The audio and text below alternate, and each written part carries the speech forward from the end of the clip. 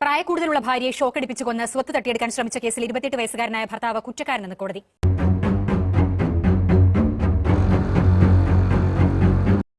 ശിക്ഷ നാളെ വിധിക്കും.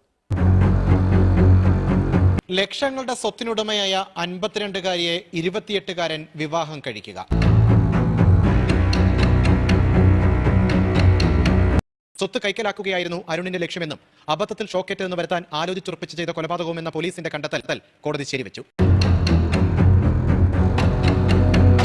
ക്രിസ്മസ് അലങ്കാരത്തിന് വെച്ച വയറുകളിൽ നിന്ന് ഷോക്കേറ്റ് മരിച്ചെന്ന് പറഞ്ഞ് ഭർത്താവ് അരുൺ തന്നെ അയൽക്കാരെ വിളിക്കുകയായിരുന്നു. എന്നാൽ മരണത്തിന് മുമ്പ് മർദ്ദനമേറ്റെന്ന് പോസ്റ്റ്മോർട്ടത്തിൽ തെളിഞ്ഞതോടെ അരുണിന്റെ കള്ളം പൊളിഞ്ഞു. ഭാര്യയെ കൊന്നതാണെന്ന് വെള്ളറട പോലീസിന്റെ ചോദ്യം ചെയ്യലിൽ ഏറ്റുപറഞ്ഞതോടെയാണ് കൊലയുടെ ചുരുൾ അഴിഞ്ഞത്.